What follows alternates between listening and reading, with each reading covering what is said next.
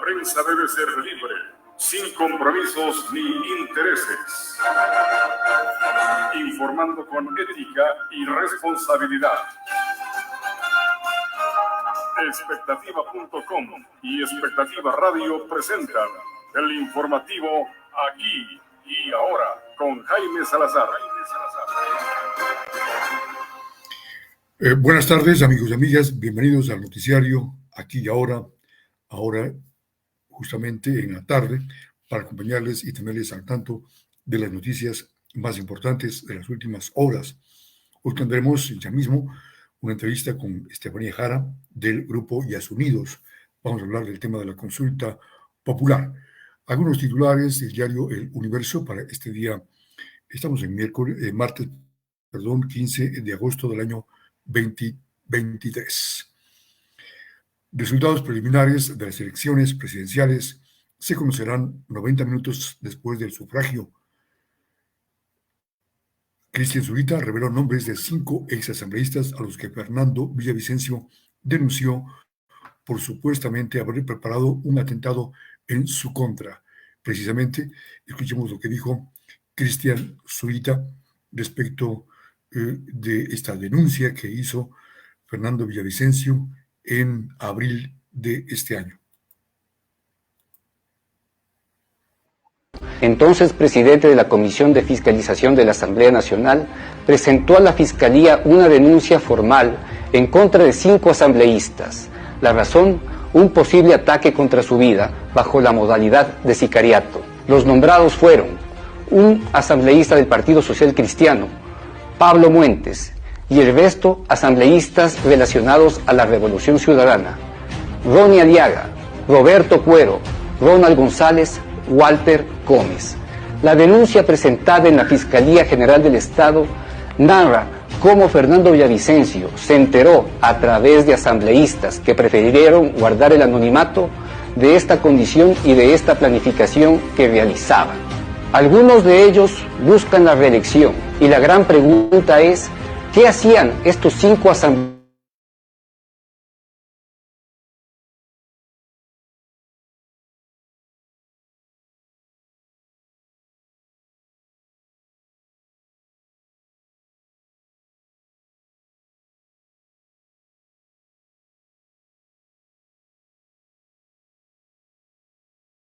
asambleístas?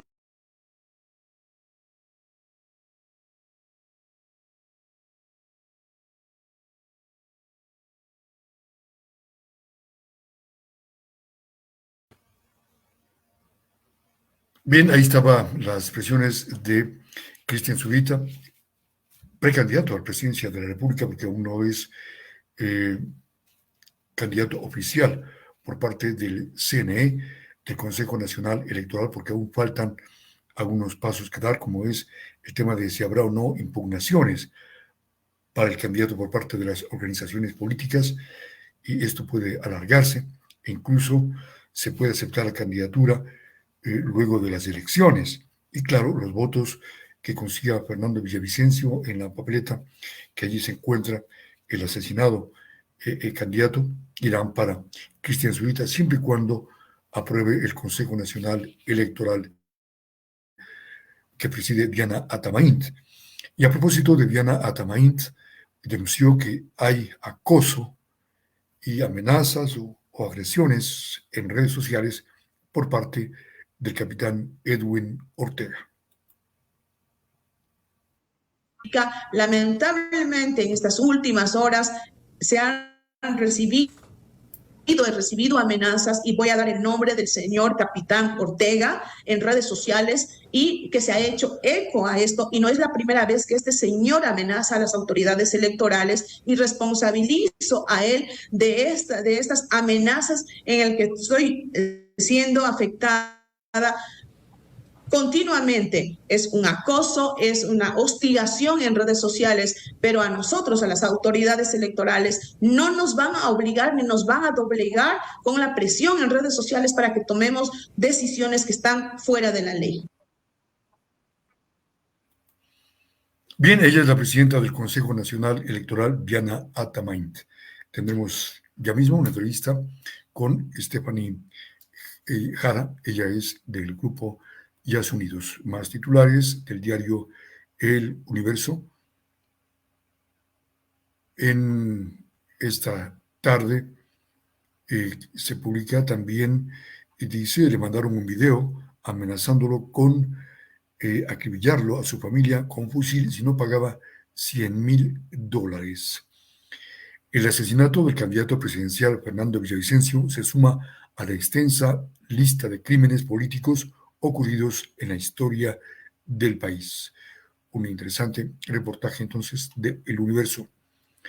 Resultados preliminares de las elecciones presidenciales se conocerán 90 minutos después del sufragio. Seguimos con más noticias, señoras y señores, en expectativa. El capitán Edwin Ortega, vicepresidente del colectivo del movimiento Gente Buena, se pronuncia políticamente para apoyar la candidatura de Cristian Zurita. En principio, él rechazaba y decía que se retiraba de Gente Buena el apoyo al candidato de Construye, pero ahora ha cambiado de opinión. Sueño con un Ecuador libre de la mafia correísta. Fernando los iba a enterrar en las urnas.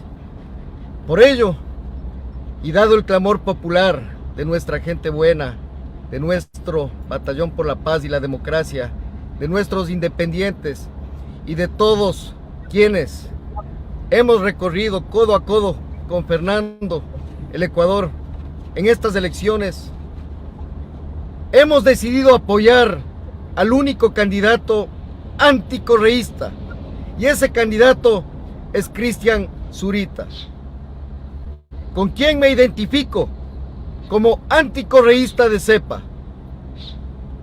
Ecuatorianos, no queremos más sangre derramada de gente valiente, de gente inocente por esta miseria humana llamada correísmo. Buenos días. Ahí está, 16:58 en el noticiario Aquí y Ahora a través de Expectativa, también titulares del periódico digital Expectativa en este día martes 15 de agosto del año 2023. Con mucho gusto les damos a conocer, amigos y amigas, en este día de buen clima, buen sol, en este día a pesar de pequeños momentos que hubo lluvia en la ciudad. Una nota que trae Expectativa señala 5 consejos para comprar medicamentos genéricos de forma segura. Bolívar Armijos tiene un patrimonio de $3 millones, una buena cantidad, ¿no? $3 millones. Patricio Carrillo, no tengo carro blindado. A propósito de esta declaración, el también candidato a la Asamblea y ex comandante de la policía y ex ministro del gobierno señaló que no tiene carro blindado.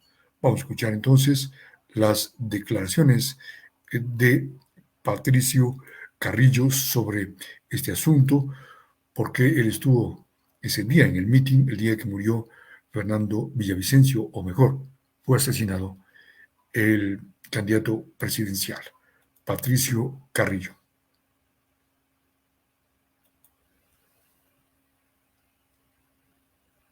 Villavicencio decidió salir, bajar de la tarima por el lado izquierdo y caminar con su escolta, que hacía la seguridad inmediata. ¿Quiénes les protegían? Ellos eran más que seguridad, amigos de Fernando Villavicencio, y le acompañaron hasta el último, pero la gente le encerraba en ese lugar. Yo salí por el costado derecho de la tarima y 2 compañeros policías en servicio pasivo me frenaron para conversar, y luego observamos una puerta y eso no estaba decidido. Ese momento, por las circunstancias, sucedieron. Cuando ya empezó la balacera al exterior, uno de ellos me tomó de la mano y me evacuó hacia la parte posterior. Yo no tengo carro blindado, nunca hemos tenido carro blindado, ni cuando fui ministro, ni cuando fui comandante general, porque en el Ecuador no existe, porque la hipocresía en este país siempre hace que estemos reclamando, pero cuando sucede todos nos ponemos a lamentar. No existe en el país. Los protocolos de seguridad ese día indiscutiblemente que fallaron. indiscutible, pero no fue la seguridad inmediata, es el resto de protocolos que debían haberse hecho.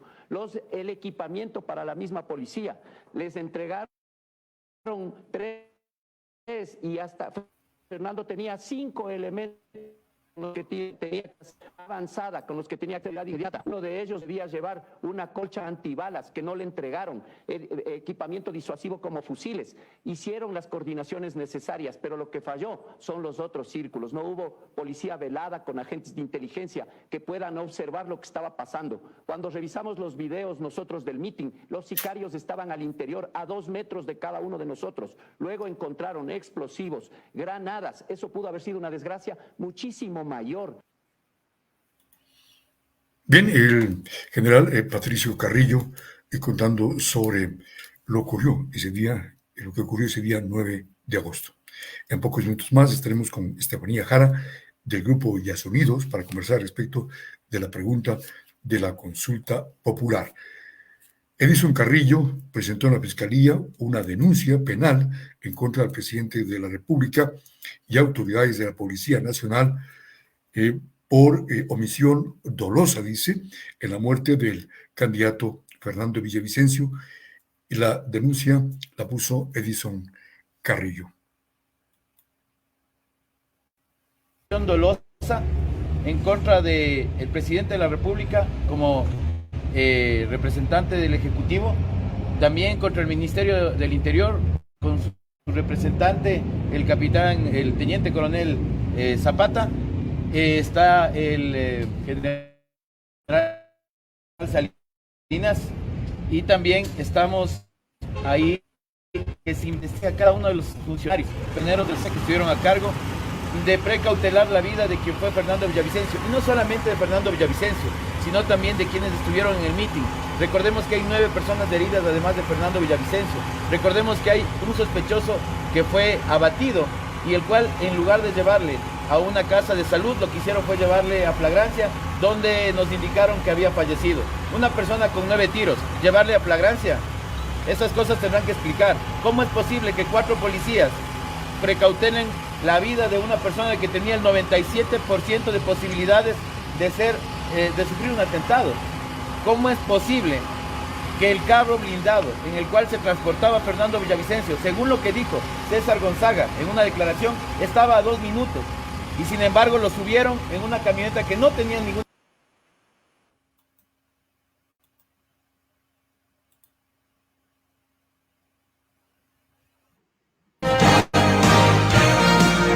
El informativo aquí y ahora, y la entrevista con nuestro personaje invitado.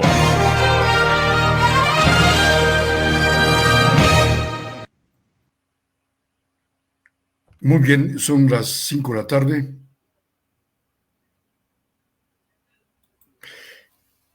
Cinco de la tarde, 4 minutos, 17 horas y 4 minutos. Estamos con Estefanía Jara, es del grupo Yas Unidos.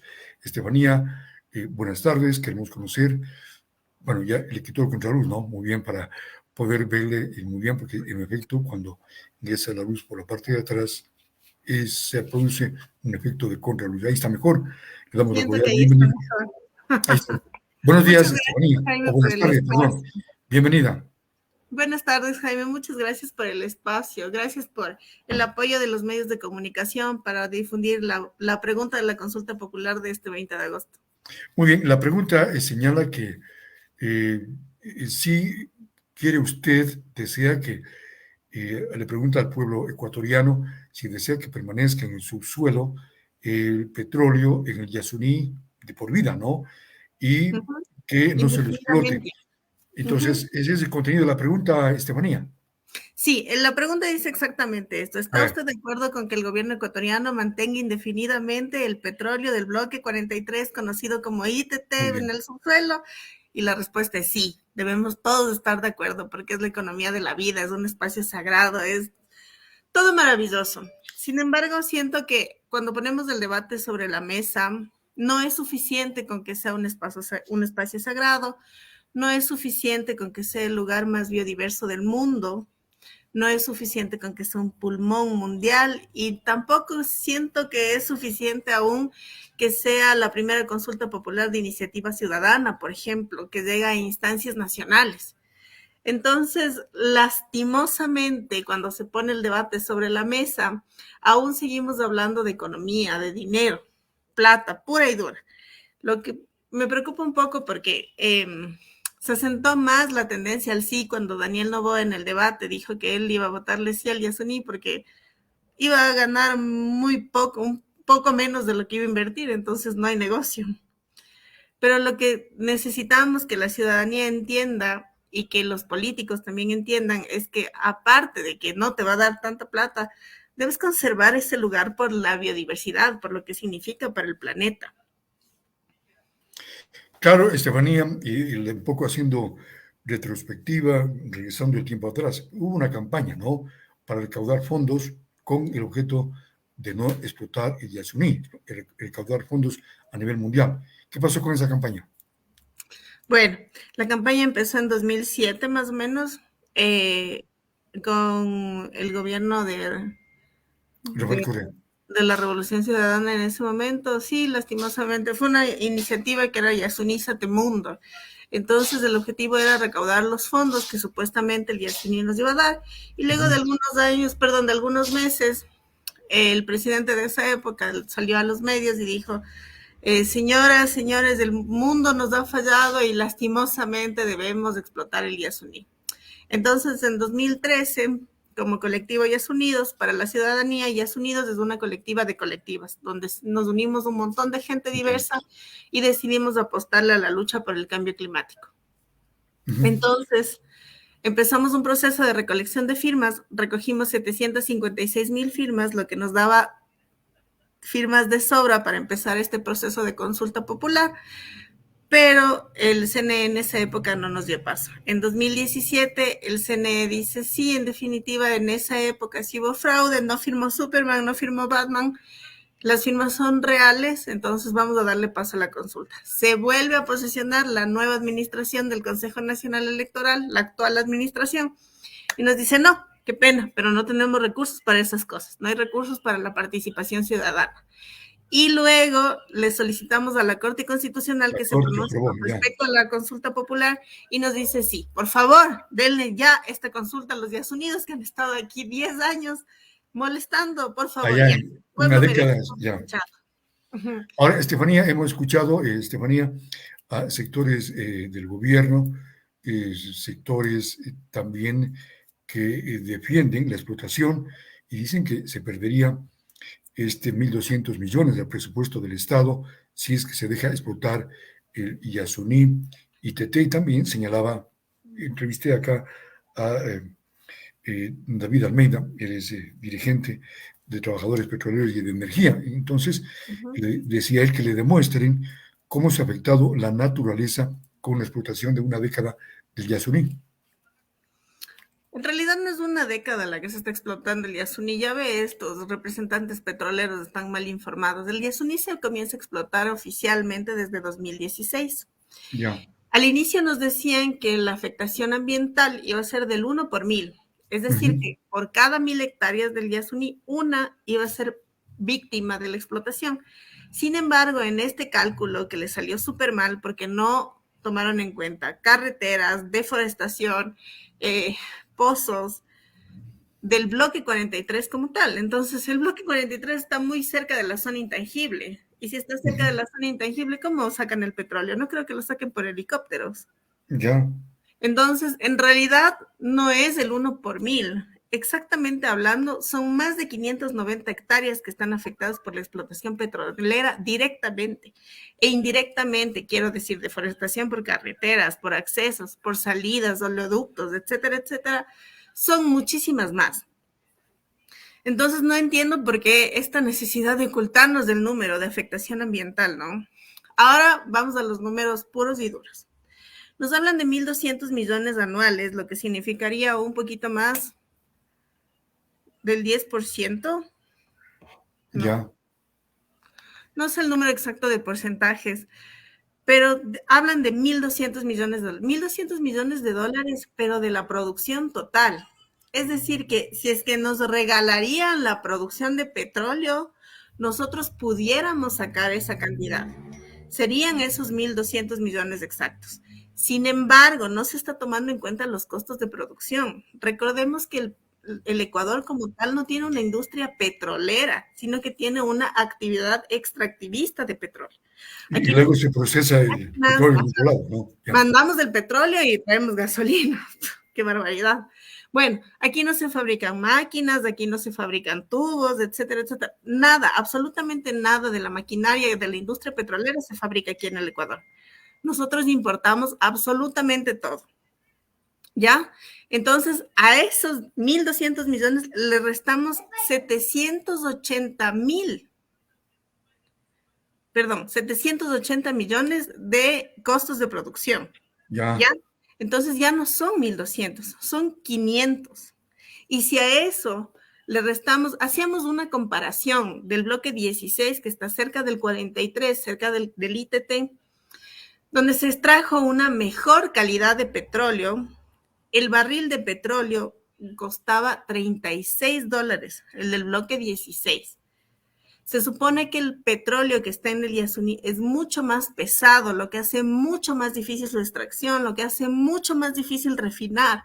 Entonces, el costo de producción aumenta un montón. Entonces, ya no se trata de la biodiversidad, véanle como un negocio. O sea, claro, económicamente, el Yasuní no nos da nada, absolutamente nada. Es más lo que gastamos en sacar el petróleo que lo que vamos a recibir. Recordemos que el precio del petróleo fluctúa, no es un precio fijo.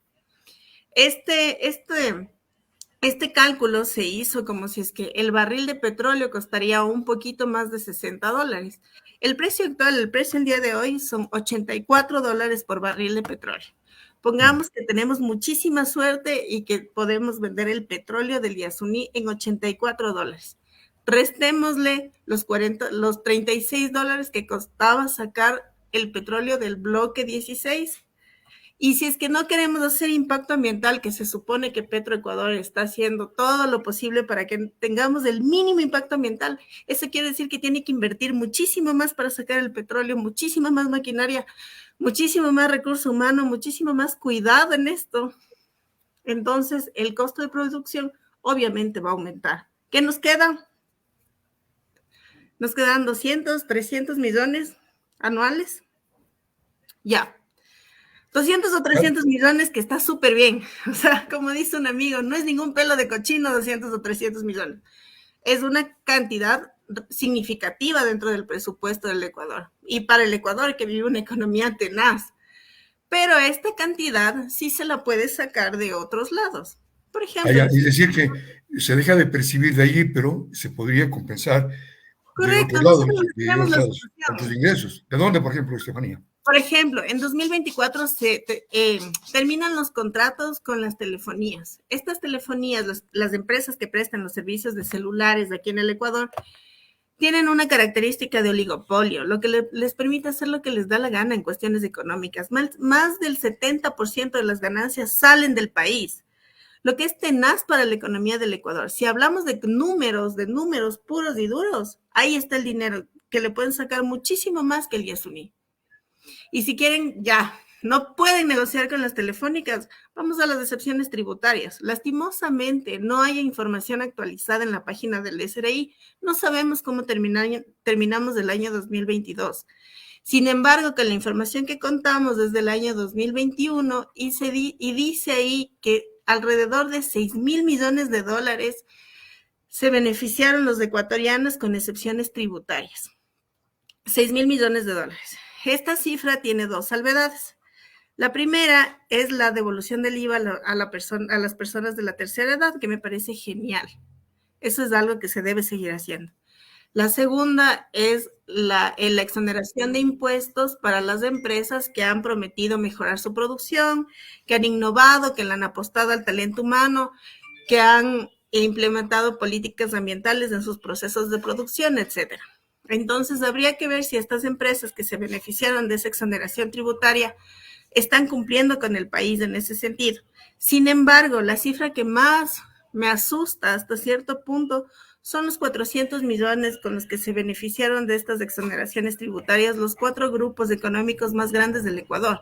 Entonces le estás devolviendo el dinero a las personas que más tienen y hablas de explotar uno de los pulmones más importantes del mundo. Entonces hay un poco de inconsecuencia entre el discurso del gobierno. No hay una verdadera política de repartición de la riqueza, no hay una verdadera política de atención y de administración del recurso público. Hablando un poco de cifras, lo que decía David Almeida en esta entrevista en Expectativa, en este mismo espacio en el que estamos con Estefanía, decía que el área del Parque Yasuní es cerca de 1 millón de hectáreas, similar a la extensión de la provincia de Pichincha, y el área intervenida es de 80 hectáreas, similar a la extensión del Parque La Carolina en Quito. En esa intervención se ha logrado extraer 58,000 barriles de petróleo por día, que representa el 12% del crudo nacional. Entonces habla de que hay una intervención desde el 2017. Corrijo, claro, yo dije una década, no, el 2017, tal como dice David Almeida, hasta el 2022 se ha extraído 4.700 millones de dólares en utilidades, obtenido mejor, en utilidades para el país. Hay inversiones hasta el 2023 de 1.000 millones de dólares que serían botados al tacho de la basura en caso de que gane el sí. Añadió que el costo de abandonar el bloque puede ascender a 2.000 millones de dólares, recursos que saldrá del pueblo ecuatoriano porque es una intervención estatal. ¿Qué dice, Estefanía? Bueno, le acabo de demostrar que el compañero no sé de dónde saca los números, y Petroecuador, en el debate que estuvo el representante de Petroecuador, dijo que en realidad son 25,000 barriles diarios. No sé de dónde saca 58,000. Que incluso, que incluso el tope, o sea, que ellos prevén para este 2024 comenzar con una producción de 25,000 barriles. Entonces, no sé de dónde saca el compañero 58,000. Ya. Bueno. Pero lo de fondo lo que él decía es que la intervención en el Yasuní no va a afectar mucho al medio ambiente, ¿no? Bueno, acabo de decir, son más de 590 las hectáreas afectadas, o sea, no sé, me desespera un poco porque no cacho cómo entrarían los helicópteros a sacar miles y miles de barriles de petróleo, ¿no? Eso me asusta un poco porque sí nos están desinformando, y es más irresponsable aún porque este discurso mal intencionado viene del oficialismo, viene de las personas que están en eso todo el tiempo. O sea, háblennos con la verdad, al final el pueblo es el que decide, no mientan, por favor. ¿Ya? A eso... Dígame, Jaime, disculpe. Otra pregunta que hace, aquí lo hizo en Expectativa, dice, habría que preguntarse quiénes financian las ONGs que están a favor del sí, porque ellos sí vienen financiados por capitales internacionales. Sería súper genial que nos financien capitales internacionales, capaz nosotros pudiéramos dedicarnos netamente a la defensa del ambiente. Lastimosamente tenemos que trabajar en trabajos que no nos gustan tanto, pero si es que hay alguien que financie, sería súper genial para podernos dedicarnos solamente a esto y no preocuparnos de trabajos que hasta son a veces mal remunerados. Eso por un lado. Por otro lado, yo no entiendo cuál es la necesidad del oficialismo de inventarse números, ¿no? Al final la ciudadanía es quien decide, y la ciudadanía tiene un derecho de ejercer un voto informado. Si es que trabajamos dentro de estas empresas estatales, lo mínimo que podemos hacer es darle cifras reales al pueblo ecuatoriano. Si está demostrado que el petróleo del Yasuní es tan pesado, si tienes atrás un antecedente hasta judicial que te dice que la industria petrolera no es el camino, por favor, tienen la obligación ustedes de reinventarse, tienen la obligación ustedes de generar fuentes de trabajo de energía limpia, de generar economías sustentables y sostenibles. En el gobierno de Rodríguez Lara, hace más de 50 años se extrajo el primer barril de petróleo. El general Guillermo Rodríguez Lara, sí. Correcto. Y la Amazonía sigue siendo el lugar más pobre del Ecuador, junto con Esmeraldas. Entonces, ¿de qué progreso me están hablando? ¿De qué plata me están hablando si todavía tenemos personas que no pueden tratarse de cáncer en su propia provincia porque no tienen acceso a una salud digna? Entonces, eso es lo que nos molesta. O sea, y me molesta a mí, y le debe molestar a todo el mundo. Ahí está el grupo de mujeres que ganaron en 2022 un juicio contra el Estado en la provincia de Orellana. El Estado, la Corte Multicompetente de la provincia de Orellana le dice al Estado, que tiene la obligación de apagar los mecheros que están encendidos cerca de las comunidades, los mecheros que están quemando constantemente gas licuado y que se sientan al ladito de los puntos donde se están asentando las familias, donde muchas mujeres, muchos hombres han muerto de cáncer sin poder conseguir un tratamiento digno, un acceso a la salud digna. Entonces, no sé de qué hablan estos señores. Así sean millones, así saquen todo el dinero del mundo, ¿eso va a recuperar las vidas que se han perdido en todos estos años de explotación petrolera? Eso no nos devuelve nada. Hablar de la economía del Yasuní es de hablar de una economía ética. Y cuando hablamos de una economía ética, no le podemos poner precio a la vida como tal. Ya, otra pregunta que hace David, dice, a los ambientalistas les preguntaría, ¿cuántas especies de flora y fauna se han extinguido? Dice él, ¿no? ¿Cuántos pueblos han desaparecido por la operación petrolera? No lo pueden hacer porque no existe. Que no existe, los pueblos en aislamiento voluntario. La afectación, dice, ¿no? Y tampoco existen los pueblos no contactados, pero que no les afecta a ellos, ¿no? Según dice. Claro, o sea, en realidad puede decir misa en este punto el compañero, pero yo solamente les hago caer en cuenta esto. Acabamos de pasar, estamos terminando un verano súper denso y se viene el fenómeno del niño tenaz. Yo no sé si vieron esas lluvias que fueron hace 2 semanas en Esmeraldas, que subió el río justo en la entrada de San Lorenzo. Qué ira, se me fue el nombre del río. Pero bueno, entrabas a San Lorenzo y justo el río estaba al ras del puente.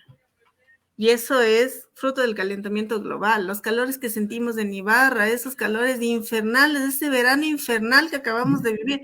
O sea, si eso para ustedes no es suficiente, no cacho que puede ser. Les estoy hablando que hay una sentencia ganada de un grupo de mujeres que demostraron que por causa de la industria petrolera sus familiares murieron de cáncer porque no fueron atendidos. Que hay una sentencia en firme que le ordena al Estado ecuatoriano apagar mecheros de la industria petrolera y no tenerles encendidos, y en lugar de apagarlos hay muchísimos más. Entonces esto demuestra toda la irresponsabilidad en cuanto a administración pública y con enfoque de salud. O sea, no hay una responsabilidad real, son los más irresponsables del mundo y aún así quieren ponerse a explotar más, o sea, cálmense. En efecto, cree Estefanía que hay una afectación en el medio ambiente, el efecto invernadero, el cambio climático por la explotación petrolera.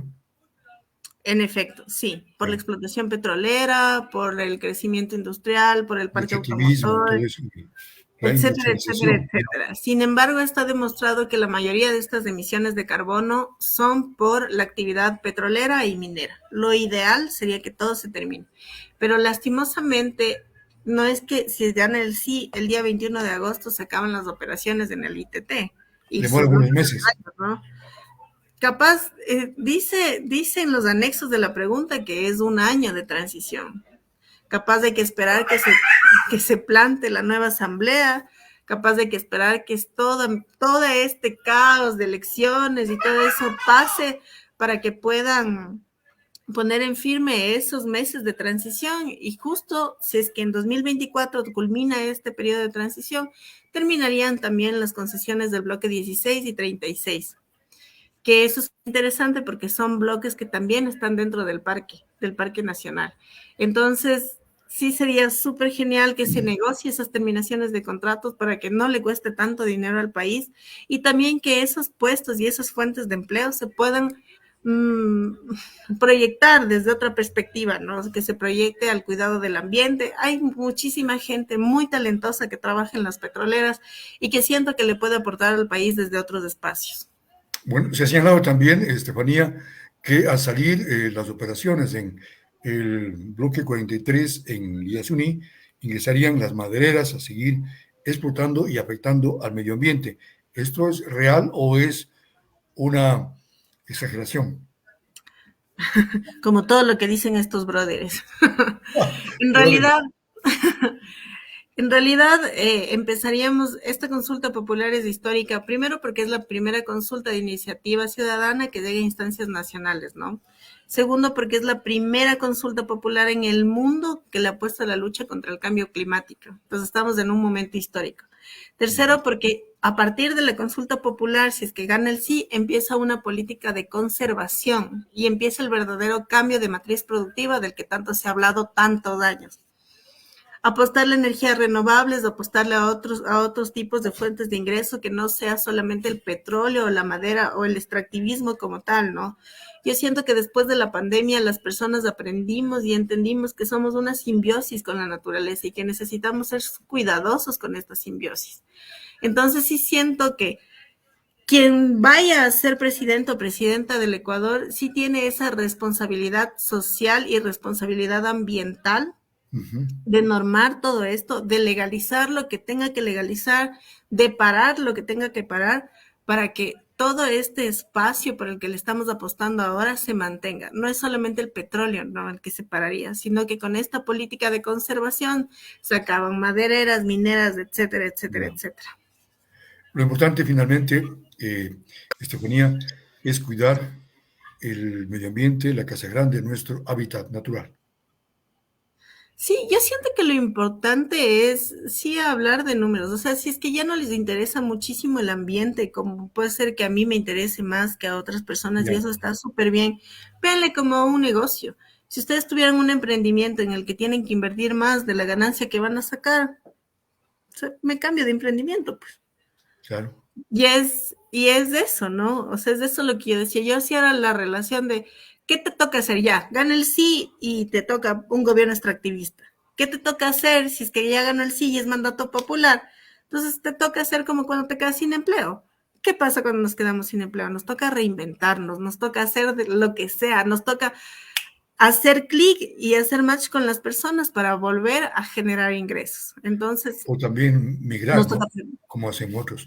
Nos toca prepararnos más, no lo sé, o migrar, capaz podemos migrar del extractivismo al conservacionismo y apostarle al turismo ecológico, pero bueno, o sea, ya estoy soñando yo.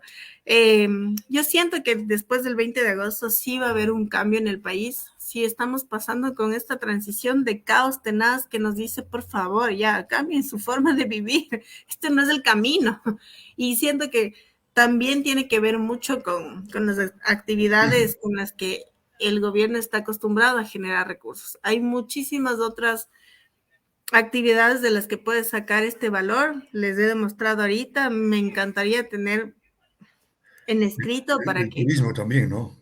Ajá. Turismo comunitario. Sí, y hay cosas muy hermosas en el Yasuní. Hemos crecido tanto a nivel deportivo en el Ecuador, que no entiendo por qué no le apostamos al turismo deportivo también. O sea, hablamos de inversiones súper grandes, pero que en el futuro, capaz de los 15 años de no explotación de Yasuní, nos van a dar regalías un montón. Entonces, sí es súper, súper necesario que la persona que se ponga al frente tenga esta apertura de reivindicación económica, esta apertura a algo más creativo, de buscar fuentes de ingresos más creativas para el país y más sustentables. Finalmente, Estefanía, ¿qué decirle al pueblo ecuatoriano, que estamos ya a pocos días de las elecciones, en torno a este tema del Yasuní ITT? Sí, decirles que en efecto hablar del Yasuní es hablar de una economía de la vida, de una economía ética, y la vida no tiene precio. Este 20 de agosto es histórico para el Ecuador. Hay 2 consultas populares. Los habitantes de la provincia de Pichincha le votan al Chocó andino para que no exista actividad minera en esta reserva ecológica, lo que es súper importante porque ahí viven un montón de especies. Obligarle también al Estado ecuatoriano que busque otras formas de dignificar la vida de los ecuatorianos y ecuatorianas, y también decirle que la industria petrolera no es el camino, no es quien debe cubrir donde el Estado está ausente, ¿no? El Estado tiene que estar presente desde el Carchi al Macará, en todo el Ecuador. No tiene que hacerse loco porque en la Amazonía está la industria petrolera, entonces que les den educación, salud y todo lo que yo no les doy. No, el Estado ecuatoriano tiene que ser responsable en la administración pública y en los recursos. Entonces tiene que cubrir absolutamente todo y dignificar la vida de las ecuatorianas y ecuatorianos con otras fuentes de ingreso. Eso, la consulta, vótenle sí si no quieren la explotación, vótenle sí si quieren conservar la vida, vótenle sí si es que están a favor de que el Yasuní se mantenga como está, bueno, no como está, esperemos que pueda regenerarse con todos estos derrames petroleros que ha habido desde 2016, Y eso, muchísimas gracias, Jaime. Puede haber finalmente, Estefanía, puede haber una confusión. Si voto no, es decir, no al gobierno. Si digo sí, sí al gobierno. Puede haber una confusión ahí porque sí hay esa en la consulta anterior, ¿no? Sí hay esa confusión. Todo el trabajo que hemos hecho en territorio nos han dicho, ¿cómo vienes ahorita a decirme que sí? Si hace unos meses me dijiste que les diga que no, pues. Claro, ganó la consulta, no. 7 veces no. Exacto. Entonces, claro, esta vez sí. Hay que leer entonces la pregunta. No hicieron trampas con estas preguntas, pero sí, esta vez es sí, si no quieren que se explote. Ya. Sí. Una buena tarde, una buena noche, Estefanía. Muchísimas gracias, Jaime. Yo le agradezco un montón por estos espacios. Son súper necesarios para poner el tema sobre la mesa. Muy bien. Hasta pronto. Hasta luego. Muy bien, Estefanía Jara, del Grupo Yas Unidos en Expectativa. En este diálogo interesante son las 5 de la tarde con 32 minutos. Amigos y amigas, compartiendo las noticias ahora en la tarde también, porque lo amerita los hechos noticiosos, no solo en la mañana, sino en la tarde, para no perdernos ningún acontecimiento, ningún instante. El expresidente Rafael Correa, ¿qué dijo en torno al asesinato de Fernando Villavicencio? Escuchamos. Mirándolo objetivamente, ¿cree usted que resultó favorecido al final de este? Bueno, habló más bien sobre el tema de los debates, del debate presidencial. Escuchemos al ex mandatario. Estas 3 horas de debate. Es más fácil decir quiénes quedaron ya fuera de juego. ¿Quiénes quedaron fuera, economista? Pero en todo caso, mire, hay muchos teóricos que dicen que el debate, pues, primero no define nada, yo creo que define algo, y depende de las perspectivas. ¿Qué dijo Lasso en el debate con Andrés? Andrés se lo ganó largo a nivel técnico, con cifras, con todo. Pero lo único que recordaba a la gente al día siguiente es: Andrés, no mientas otra vez. Y así ganó la elección. Entonces hay cosas que se posicionan, creo que Luisa posicionó muy bien, nosotros ya lo hicimos. Eso es sumamente importante. Porque el otro promete, nosotros ya lo hicimos, aquí una garantía, es tiempo de certezas. Yo le diría, a nivel emocional, lo ganó Luisa. Pero si usted me dice objetivamente, yo soy muy cartesiano, me gustan las cifras, etcétera. Creo que este chico, Daniel, creo que se llama Daniel Noboa, lo hizo muy bien. Y me parece que es hijo de Alvarito Noboa, ¿no? Yo debatí con Álvaro hace 11 años, pero hace 17 años ya, me estaba volviendo viejo, 2006. Y qué diferencia, Dios mío. Muy bien, el expresidente Rafael Correa refiriéndose al tema del debate presidencial, que nos dejó más dudas que certezas. Bien, amigos y amigas, estamos concluyendo este servicio de noticias aquí ahora a través de Expectativa, el periódico digital. Hay una actividad el día de mañana en la Universidad Católica por parte de los estudiantes de comunicación. El café con la prensa se ha llamado este encuentro con periodistas. Hemos sido invitados a este encuentro. Vamos a ver de qué se trata. No conozco muy bien el formato. Se irá a tomar café, se irá a conversar, se irá a charlar, se irá a exponer, pero allí estaré para ver si tengo oportunidad de decir alguna cosa sobre la situación de los medios en la provincia de Imbabura. Mañana a las 9 de la mañana en la Universidad Católica, invitados cordialmente. Nos vemos mañana. Que la pasen bien, señoras y señores.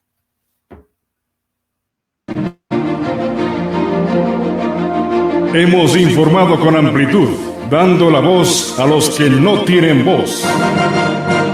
El informativo Aquí y Ahora se transmite desde Ibarra, Imbabura, Ecuador.